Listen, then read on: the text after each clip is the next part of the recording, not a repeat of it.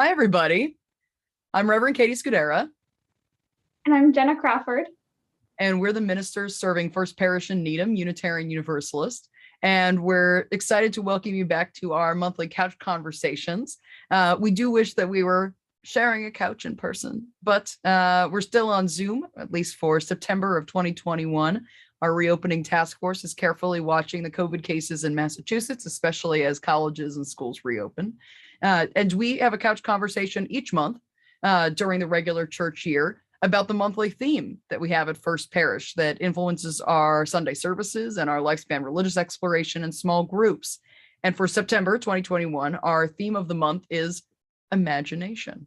And Jenna, one thing that I've been thinking about in terms of imagination is that we often talk about sort of big picture thinkers, the folks who are doing the dreaming when we think about imagination, like projecting out into the future.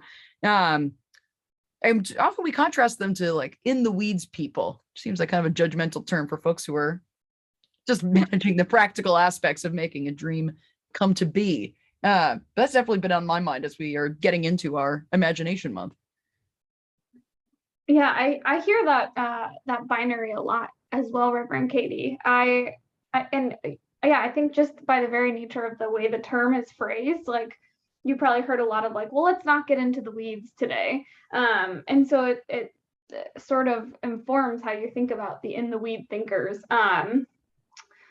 But really it's kind of an arbitrary binary, and both an arbitrary binary and a not helpful way of framing the practical work of whether it's ministry or other work out in the world, because we really need the people who actually, I'm thinking about the poem you read in church yesterday from Marge Percy, the people who are not Parlor afraid generals. to, Yeah. yes, and Yeah. do the work that needs to be done. It's one of my favorite poems. I am really grateful. For instance, I would have a really hard time putting together and writing a budget, and keeping track of all of the really small details and moving parts. So I'm really grateful for our treasurers, outgoing Eric, and incoming Joan Nexus, and Susanna, our parish administrator, and Jenny, our bookkeeper, because it's really just not my gift to be able to keep track of the small details like that. And we would not be able to do the work of the church without our budget. We would not, we just wouldn't be able to do the work of the church without it. So I am like feel so grateful and indebted to people who can use the budget as just an example, as this moral document, and are able to help us figure out how we can realize our mission and vision of the church through the practical details like that. There are in many aspects of the congregation, we may have a dream of what things are going to be like, but without it could be a loose or flexible or adaptable plan, but we don't have a plan moving forward, then we don't move towards that vision, towards our mission. I think as well about our in-gathering Sunday service, where I had a big picture idea of, okay, we should use our Time for All Ages to introduce our 3 new worship staff members, Sarah Elizabeth and Laura and Kelvin. But I didn't do it. Was so great. And almost all of that was Sarah Elizabeth. She's like, oh yeah, I'll do this script. Our worship producer, Tom Pugh, sent us those like really fun little sound effects. Sarah Elizabeth actually made the like game show cue cards and like brought in the big curtain. And Sarah Elizabeth, Laura, and Kelvin brought such good energy to that, but it required a lot of details. It's like, okay, well then where do we okay, this is the curtain setup. Where do we put it? How do we bring it over here? For if it's going to be kind of like a little game show where we're getting to know them, like what sound effects are we going to use? So I was not capable of thinking about any of those things. The sort of theatrics that can have liturgical theatrics is not my gift. I like to use words.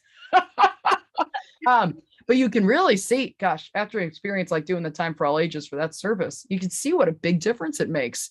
to have some folks who can think about those kind of details and bring an idea to life like that. It was so fun and such a great way to meet them. Right. Oh, I had so much fun yesterday in church. I've never been a part of worship where we've had a game show on the chancel.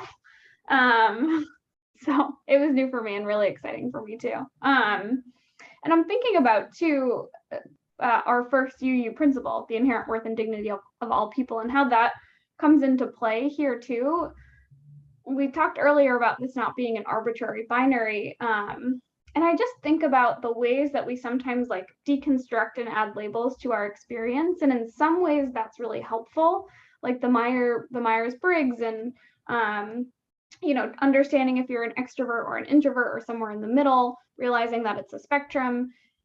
Or I'm really interested in the Enneagram and figuring I like to use it as a tool to help me understand like, oh, this thing is coming up in I'm a 1 and this person is an 8 and this is coming up in our relationship. And that's actually just pretty characteristic of the way that 1s and 8s relate to each other.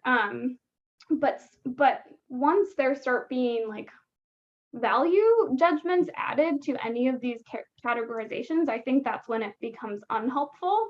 I'm thinking about Reverend Sally Fritchie's sermon that we were able to stream for our summer services, the On Beyond Zebra, and how she talks about how labels and categories like this that sort of divide us up are not preordained by God. They're made by humans.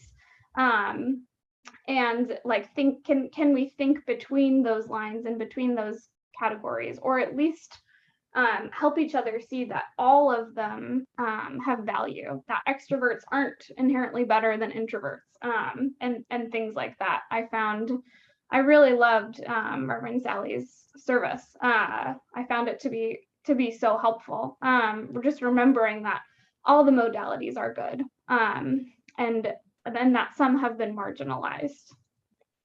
Well,